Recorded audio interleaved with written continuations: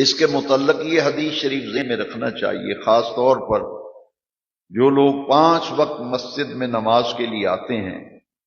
ان کے لیے بڑی ہی تربیت اور بڑی ہی حوصلہ افزا یہ حدیث شریف ہے۔ اس سے ذوق بڑھتا ہے، شوق بڑھتا ہے جب اس حدیث کو سنتے ہیں، سمجھتے ہیں۔ اللہ کی توفیق سے 5 وقت کے نمازی مسجد میں آتے ہیں، لیکن جب اس حدیث کو سمجھتے ہیں تو ان کے اندر اور پختگی آتی ہے،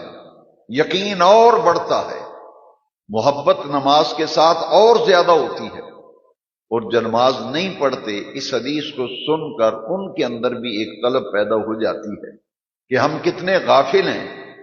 کہ رب کا اتنا بڑا انعام ہے نماز، ہم اس سے محروم ہیں۔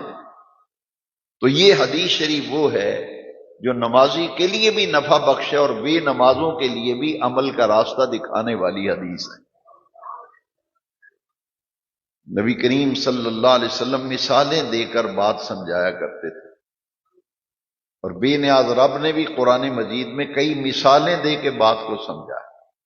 یہاں تک کہ ایک جگہ قرآن میں مچھر کی مثال دی ہے اللہ کریم،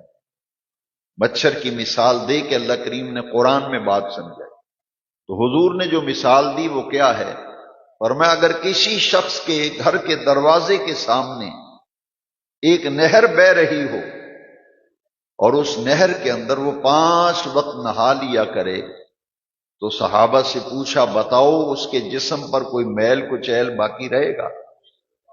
تو صحابہ نے عرض کی حضور یہ تو ممکن ہی نہیں، 5 وقت نہائے نہر کے اندر اور اس کے جسم پر کوئی میل، کوئی کچیل، کوئی آلودگی آلائش باقی رہ جائے، یہ تو ممکن ہی نہیں، 5 وقت نہا رہا ہے۔ تو حضور نے فرمایا پھر سمجھ لو پانی انسان کے جسم کی میل کو دور کرتا ہے۔ فرمایا ایک گناہوں کی میل کچیل ہے، جب 5 وقت پابندی سے بندہ رب کے حضور جھکتا ہے، نماز پڑھتا ہے، تو اللہ کریم گناہوں کے میل کچیل سے اسے بالکل صاف کر دیتا ہے۔ 5 وقت کے نہانے سے جسم کا میل باقی نہیں رہتا، اور 5 وقت نمازوں کی پابندی سے گناہوں کا میل باقی نہیں رہتا۔ یعنی ایک جسمانی میل ہے، ایک باطن کا میل ہے، وہ تو اللہ کے ذکر سے دور ہوتا ہے۔ یہ جو حلقہ ہے ذکر قائم کیے جاتے ہیں، درود شریف کی محافل ہوتی ہیں، ان کی سب سے بڑی برکت یہ ہے کہ وہ آلودگی جو کسی اور شے سے دھلتی نہیں، وہ میل کچیل جس کو کسی اور طریقے سے صاف نہیں کیا جا سکتا، وہ تو صاف ہوتا ہے صرف ذکر سے، وہ میل دور ہوتا ہے اعمال صالح سے۔ درود شریف اللہ کا ذکر ہے، ان اللہ و ملائکتہ یصلون علی النبی، اللہ بھی درود بھیجتا ہے، فرشتے بھی درود بھیجتے ہیں،